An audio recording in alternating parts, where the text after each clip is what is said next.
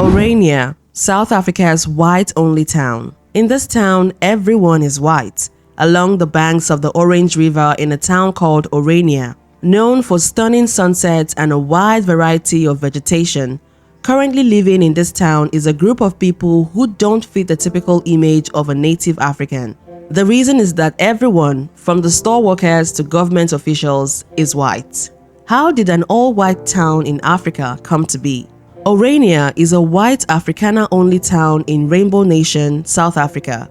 But then, residents here insist they are not racist. Orania, in accordance with South Africa's constitution, has no formal law banning black residents, but in practice, only Afrikaner residents have been permitted here so far.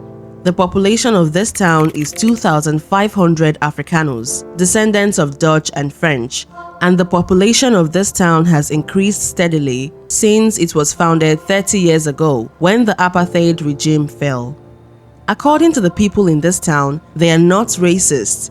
That's what they say, but they don't allow any person that is not white to live in this town.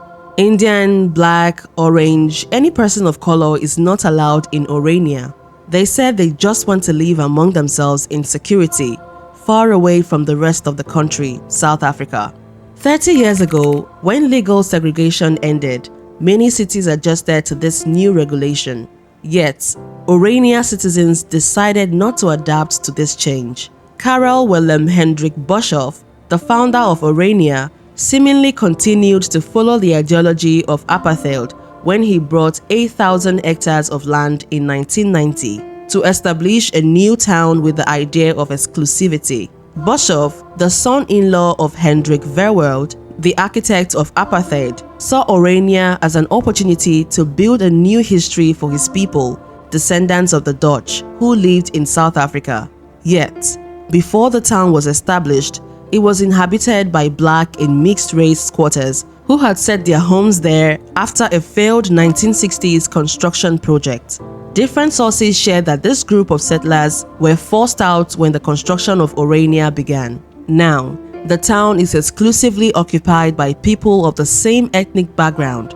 Everyone is white, from government officials to people working in grocery stores and schools. Yet, the inhabitants of Orania don't see themselves differently, since they have unique traditions, languages, and a separate flag. They consider themselves Afrikaners, who just happen to have a white skin tone. The small town prides itself on having broken the colonial labor practices, which constituted of using cheap black labor for all the hard or manual work. Meanwhile, on a daily basis, its inhabitants live in a parallel reality where black South Africans do not exist, or at least are invisible. Under South Africa's constitution, Orania has the right to self-determination and operates autonomously from the central government. When asked who can live in Orania, Boshoff says anyone can live there. However, new residents must undergo a screening process and an interview. In addition, they would have to adapt to the Afrikaner language and culture. In South Africa, the rate of violence is high. In the past year, murder rates have increased by around 10%. Many reports share that the country is partially at war with itself, with its increase in murder and rape. Thus, the Afrikaners feel their town is one of the few safe havens in the country.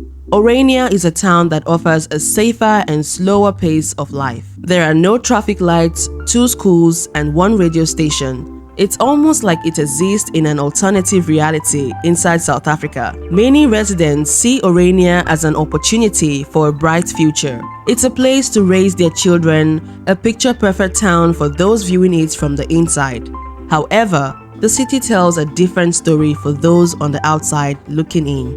Because of the lack of cultural diversity and South Africa's history of inequality, many non-Afrikaners see Orania as an apartheid town. While many residents of Orania may view their history as simple transactions of buying and populating land, others may view it as exclusion. Despite the criticism, Orania remains a popular destination for tourists and curious visitors. So, what do you think about Orania?